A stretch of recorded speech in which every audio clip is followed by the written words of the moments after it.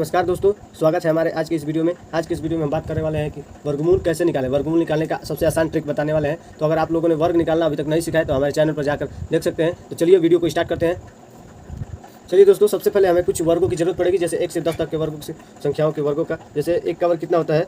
1 का वर्ग हमारे पास होता है 1, और उसी तरह 2 का वर्ग 4, 3 का वर्ग 9, 4 का वर्ग 16, और 5 का वर्ग 25, और 6 का वर्ग 36, और 7 का वर्ग 49, 8 का वर्ग 64, 9 का वर्ग 81, और 10 का वर्ग कितना होता है दोस्तों? 100। तो इन सभी वर्गों की जरूरत हमें पड़ेगी, क्योंकि वर्गमूल तो 2 तरीकों से निकाल सकते हैं, जो कि आप लोग जानते होंगे। एक होता है गुणनखंड विधि और दूसरी होती है भाग विधि। ये हम बात करने वाले हैं यूनिट डिजिट यानी कि इकाई अंक विधि के बारे में। तो सबसे पहले संख्या मान लेते हैं, यही है हमारा 59, 29 का। इसका क्या निकाला है? वर्गमूल निकाला है। तो सबसे पहले हम देख लेते हैं इन संख्या का लास्ट 2 डिजिट को देखते हैं। तो लास्ट 2 डिजिट में अब इन वर्गों में देखेंगे कि ये 9 किनके संख्याओं के वर्गों के बीच आ रहा है। तो सबसे पहले देख लेते हैं 9 एक 3 के वर्ग के बीच आ रहा है, और किसके बीच आ रहा है? एक 7 के वर्ग के बीच आ रहा है। तो लिख लेंगे एक 3 हो गया और एक 7 हो गया। अब इसके बाद इसके आगे वाली 2 डिजिट संख्या क्या है? 59 है। तो 59 देख लेंगे इन संख्याओं के वर्गों में से किसके बीच आ रहा है। तो किसके बीच आएगा दोस्तों? तो एक 7 और 8 के बीच। तो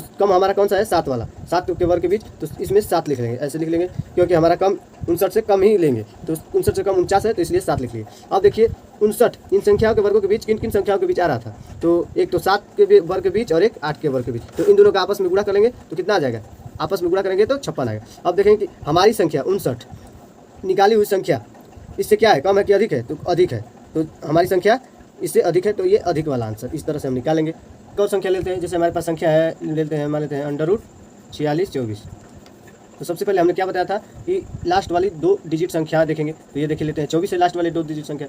तो इन लोगों को अलग अलग ऐसे लिख लेते हैं। अब देखते हैं कि 4 यानी कि 4 किन संख्याओं के वर्गों के अंत में आ रहा है। तो देखिए दोस्तों, एक तो 2 के अंत में 4 आ रहा है, और एक देखिए दोस्तों एक 8 के अंत में 4 आ रहा है। तो ऐसे लिख लेते हैं 2 और 8 हमने लिख लिया। यानी कि जो भी हमारी संख्या आएगी इसका वर्गमूल, उसका यूनिट डिजिट लास्ट डिजिट कौन सा होगा? 2 या तो 8 होगा। अब देखते हैं कि 46, ये हमारी संख्या 46 इन संख्याओं के वर्गों के किनके बीच आ रहा है। तो देख लेते हैं, तो एक तो 6 के वर्ग के बीच आ रहा है और एक 7 के वर्ग के बीच।